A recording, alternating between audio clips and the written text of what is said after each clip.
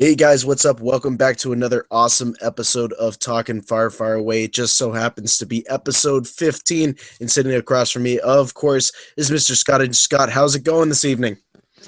Not bad, not bad. It's been a quiet front on the Star Wars news, but some great stuff out there that's came out, comics, books, etc. Mm, it really has been. We really haven't got a lot of stuff. So while we have the time to talk about it, we thought for episode 15 here, we talk about a little prequel film that I think Scott and I have both gone back and we've rewatched now, and we thought we'd have a nice little discussion on it. It's a little film called Star Wars Episode 1, The Phantom Menace. Now, Scott, I think both of our original feelings on this film, even before we started the podcast, just as Star Wars fans, we're a little here and there, wonkiness at times with this film. Some of the characters, of course, one specifically, used to get on our nerves quite a bit, and still does somewhat to this day. But Scott, we both went back and we rewatched the overall experience with like Star Wars here at the Brick City Blockade Podcast Network, and just as a fan, because it seems like my perspective alone has changed. Yeah, it definitely has. You go back to, I mean, you've got Liam Nielsen in there, who's just a fantastic actor overall, but he brings a lot of gravitas to the role of Qui-Gon Jinn. Um, he helps to shepherd the young actors in that movie. So, like Ewan McGregor was a very young actor at that time, Mm, and you do if you watch before, you kind of notice that Ewan McGregor was kind of a bit not Obi-Wan-ish, but right. I felt he got a lot better with probably having Liam Neeson there, who's a very strong. I mean, Ewan McGregor at that time, I think his biggest movie was Trainspotting. So yeah, it's basically he shepherded all. Yeah, just go back to it. Like the story is actually pretty good if you take out some of the other stuff. But yeah, it's actually a pretty good story. Um, the dialogue, certainly, some of it's not the best, but it definitely, you ignore it when you watch it more, and you just kind of get to enjoy the story overall Mhm. about it. Yeah, I totally agree with you on so many different levels there, Scott. It seems like look back at it. And I think you and I have had this discussion outside of doing Brick City Blockade Podcast Network stuff, but it seems like over time there is an appreciation for not just the Phantom Menace, but the pre cinematically what it did at this time period. Of course, we're talking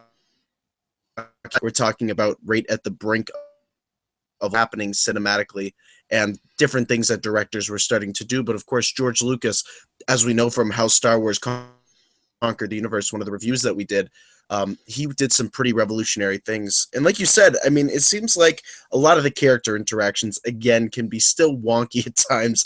A lot of the words that they use and some of the interactions are a little corny at times. And then, of course, you throw midi chlorians in there and that whole Uh, discussion.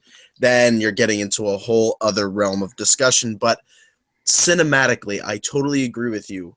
ILM, George Lucas with Lucasfilm, just such a different feel to it now coming back to it after having discussions and talking with other fans about the prequels. Of course, I was a negative Nancy, much like many other people, and probably including yourself, when it came to the prequels at times because of that. But I think just looking back, there's just so much there that maybe we didn't look at first off.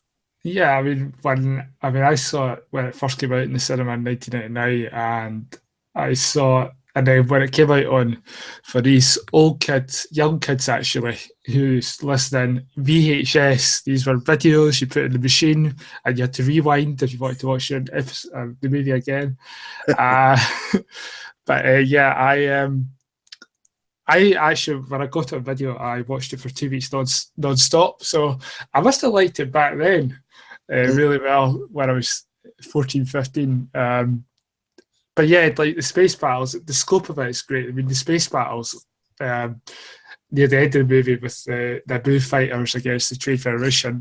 I still think that's a really great space battle. It's not the overall best one, but it's still a great space battle. Oh, Uh, absolutely. it's just like seeing that on the big screen. Like that was the first Star Wars movie I actually saw on the big screen. Um, I just seen that on this big screen was fantastic. The music in this movie, it it's still I feel like the music in this movie stands with the rest of the Star Wars saga. I mean, you got Duel of the Fates. That's like I love listening to that.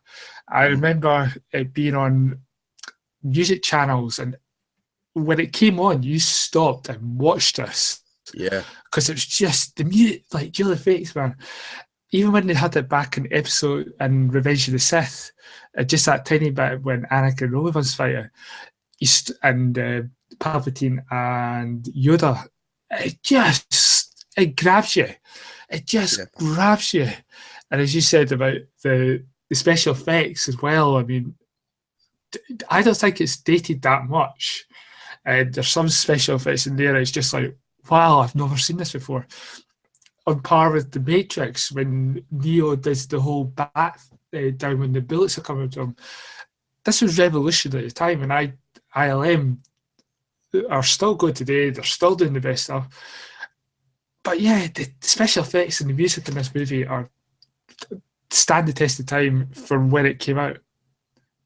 absolutely. I mean, I think you brought up an interesting point, and that's one of my good friend who also does the home show with me. Excuse me.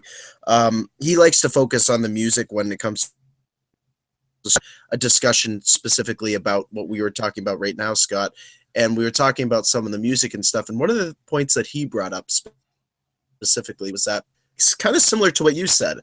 There are some similarities in terms of what John Williams has done throughout his career working on Star Wars, but The Phantom Menace is no exception because it seems like he's been consistent with his music. I think the great moments in terms of we were looking at, of course, Anakin fighting over Naboo and the trying to seems like destroy the blockade outside of Naboo, and just that space battle out of such a long period of time. It's so hard to choose my words here, but it was like the first space battle that we had seen since the 80s when it came to Star Wars. Cool, and it was so cool to hear the music alongside it. And again, you bring up Duel of the Fates. Without Duel of the Fates, and this is the thing with all the prequels, there are certain moments that if you didn't have it, it would totally throw off the entire Star Wars universe. And that's what the prequels did. Beautiful, the necessary stories that we needed to see play out. And you bring up the Duel of the Fates, and just lay it on the line right here for everybody. Duel of the Fates is probably one of the most important soundtracks to the Star Wars universe, hands down. And just that entire scene, hands down, is so crucial to the development of Obi-Wan Kenobi, and to, of course, maybe what we're going to see play into the new trilogy, because I have a funny feeling that's going to come back and it's going to nip us, and we're going to look at it as Star Wars fans like, wow, this is truly how important the prequels were. Oh, if that bit of music comes back into the new trilogy, I will. I was screaming in the cinema because people tell me shut up. I will. I will. Like when I saw the Millennium Falcon for the first time back on, seeing it on the big screen and seeing, look, I will squeal deep inside that Duel of the Fates definitely does make a return in the new trilogy. Oh man, well, what can I say? It's the best part of the music in the prequels, and every time I hear Duel of the Fates, I turn it up so loud that I'm sure my next door neighbour gets quite annoyed by it. But also another thing about the Phantom Menace is Darth Maul. Oh yes. I know he only got about 10 minutes of screen time, but he's a character that's lasted quite long. He survives into the Clone Wars and then reappearing in Rebels. Yep. He's one of those characters in that everybody was saying, "Oh, why did he leave so soon in the Phantom Menace?" And he'd have been great to keep on for episodes 2 and episode 3, when instead of having Christopher Lee, and now don't get me wrong, Christopher Lee's a great actor, Mhm. but I would have loved to have Darth Maul to actually have stayed, and I would have loved to have seen that kind of, if Darth Maul had stayed, the interaction between him and Anakin. I think that would have been a better sort of feel. Right, I can totally see where you're going with that. It'd be a much different feeling Attack of the Clones if Darth Maul stayed within that storyline, and then we didn't really get anything with Count Dooku. And like you said, Christopher Lee, I mean, God rest is a cinematic genius when it comes to acting, and he's been in so many great things. But Park playing Darth Maul, and we've talked about it here on the podcast network with a lot of characters, whether it's in the books, whether it's in the comics, whether it's in the films, whether it's on TV. And George Lucas, and I think Dave Filoni kind of learned from this a little bit too, is that there's a time to put a character. Maybe that was George Lucas's move, was to put Darth Maul on the shelf so that later on he could come back into a Rebels, that he could be used in comic books. I think now that I've seen Phantom Menace again, and I'm going to be curious to hear your thoughts on this, Scott, did a nice job of knowing when to put characters on the shelf, and Phantom Menace kind of did that a little bit. It didn't give us right away Palpatine is a Sith Lord. No, it slowly built that up, and it kind of put Palpatine on the shelf at the end of the film to allow some on that. Yeah, he certainly did. I mean, if you look at episode 2, Palpatine, the Emperor, really, Darth Sidious isn't really seen until the end of that, in the Attack of the Clones. Mhm. He's one character that surprised me. I mean, Ian McDermott's a great actor in general, and he got more development in episode 3, Revenge of the Sith. He got more development there. Boy, did he should have got an Oscar for that performance, because he played. I mean, if you go back to episode 1, you can see his face under the cloak, but and we all knew anyway after seeing the original trilogy. But for those that didn't watch the original trilogy, and Phantom Menace was their first Star Wars movie, and they saw Sidious and they saw Palpatine, and they didn't put two together until you get to Qui-Gon's funeral, and then you get the two together. And then they put it on the shelf, as you said, Robin. They put I'm on the shelf, and you kind of then get it again in episode 3, where it's kind of developed more. Yeah, Palpatine. Oh, what a guy! What a guy! And just in terms of the Phantom Menace itself, Scott, I think we've touched upon some of the cinematic stuff. I think we've touched upon a little bit of the characters, and we now touched upon George. One piece we've kind of been teasing here in this episode that I think we have to talk about. Moi moi, I'm back. It's Mr. Jar Jar Binks himself, and I'm just gonna lead this off, and then I'm gonna throw it over to you. After watching the Phantom Menace again, I carefully watched Jar Jar play himself out, and I think as canon people, you and we talked about it in Empire's End. It was kind of sad. No, I guess it's not really spoilers because you've probably heard it at this point, and hopefully you've read it. If not, stop right now. But in Empire's End, we kind of had this very sad Jar Jar ended up. Now, watching Phantom Menace again after knowing where he ends up, I do feel bad for him. And I really, really, like all the times that I really gave Jar Jar crap and everything. No, why you do that to me? No, I just feel so bad for him. And he tried to make an impact in the Phantom Menace. And I think George wanted some comedic tone in the Phantom Menace, but he just didn't know how to insert it in there at that time. But I've kind of slowly learned to appreciate Jar Jar. If you take out the Darth Jar Jar theories and everything, I've actually slowly started to appreciate it just because where he ends up at the end. What do you think, Scott? Yeah.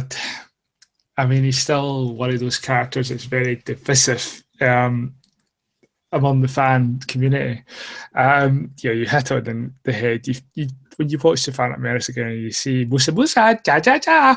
Uh, um, if you take out all the fart jokes and stuff that Jar Jar seems to be well known for now, um, and I mean, he got a lot. To be fair, let's put our cards on the table here. Sure. He got development and Attack of the Clones. I mean, even though he's responsible for Palpatine actually having all that power in the first place, Mhm. but he was kind of put on the back burner in the Attack of the Clones. But he got a bit of development in the Clone Wars. But again, he was that kind of comical character that kind of went on a mission with Mace Windu. And I don't know whether to feel sorry for Mhm. Mace Windu or not a wee bit. That yeah, it breaks your heart to see what happened to him. He basically is responsible for the galaxy becoming the Empire to then end up being a clown and look entertaining kids back on the Naboo and Empire's End. Um, you know what? Some parts of Phantom Menace can be dark, especially with the lightsabers. Young kids can really that could really terrify them. I mean, Darth Maul's not a pleasant guy to look at. So to have Jar Jar there to kind of maybe help the kids, young kids at the time, kind of not be afraid. So Yeah. if you look at it that way, you can see that Jar Jar just have an important part in episode one. You bring up a really good point, Scott, and I hadn't even thought about this until you did so. And maybe it was kind of in the back of my mind at one point, but I'm glad you did bring it up here. And that's that Jar Jar does have his comedic tones, and he does have his silliness. His interactions with some of the locals at times. He was he was a very, very powerful political figure when you think about Padme having to step aside and to allow him to take over her role in the Senate. So obviously, not everything fell apart right away. So I think in Attack of the Clones, we can say that Jar Jar did hold his own in the Senate for quite some time because obviously Naboo was never attacked after that. And it seemed like when Anakin and Padme went back to Naboo, it was in pretty good shape. So I can't say that him taking over drastically changed, but I think he understood, maybe from experience with how Padme ran ship, that he knew he could go back and he could rule and really govern Naboo from. I think a lot of people, again, like we say here, in Star Wars we trust and everything we trust when it comes to Lucasfilm. And I think that applies to The Phantom Menace, even now looking back, that they did, even though we may not have seen it on screen, they could, and just to stop my, we could have easily went back at the end of Attack in a complete wreck. The Gungans could have taken over the city, and it could have been a mess at the helm of it. But you know what? He did what he had to do, and obviously, then going into Revenge of the Sith, it seems like it still did hold its own at times. Yeah, it certainly did. So you're kind of breaking up there, but Yeah, I know. it's cool. Yeah, Naboo did survive. What I would love to have seen with Jar Jar is actually, I would have loved him to see him take over his own people, not like Mhm. rule, but like play more politics with his own people and becoming the leader of his people. How that would have translated, I don't know, but that would have been pretty cool to see. And you're right, he held himself up in the Senate. Naboo was never attacked again. I don't know whether that was also because Padme was a senator as well. Sure. Uh, but yeah, it's one of these things that you would have loved to have seen, but we never got the chance to see. Yeah.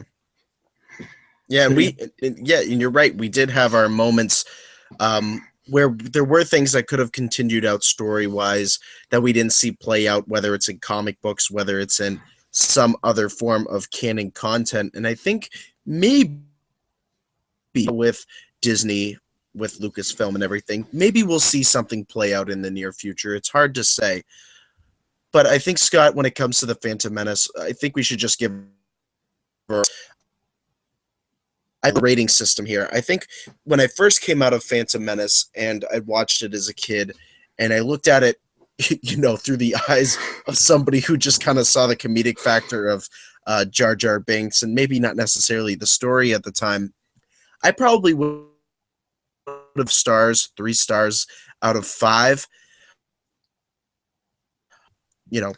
I think right now I'm probably right around that 4 in terms of what it actually did for this. It did, because if we didn't have it, we wouldn't be where we are today. What are your thoughts on that? Where would you rank it now? Where would I rank it now? See, as I was growing up, I gave it less stars because of certain things about it. But I've watched it. I just watched it again recently, as you have as well. And you know what? I would give it a 4 stars. If you take away like some of the dialogue, as I said at the start, you actually do get a really good story there. If you take out some the put jokes, you do have a really good story. You have great action sequences. You have great acting from many of the cast members, like Ian McDermott, Liam Neeson, a very, very young Ian McGregor. Just some, and you even had Brian Blessing there to voice. Brian Blessing, a very, very charismatic actor with a very big voice. Yeah. I would say a 4. I mean, you still had great. I mean, the cameos in this movie are amazing as well. There's like, I recognise that actor and this actress who just wanted to quite snap into a Star Wars movie. So yeah, right. a 4 for me. Absolutely. I think if we say one thing coming out of this episode specifically, I think for Scott, I think we'd have to say that definitely go back, rewatch The Phantom Menace a couple times, and just look at it in terms of its cinematic factor and really what it does for the Star Wars universe. I said it before. If we didn't have the prequels,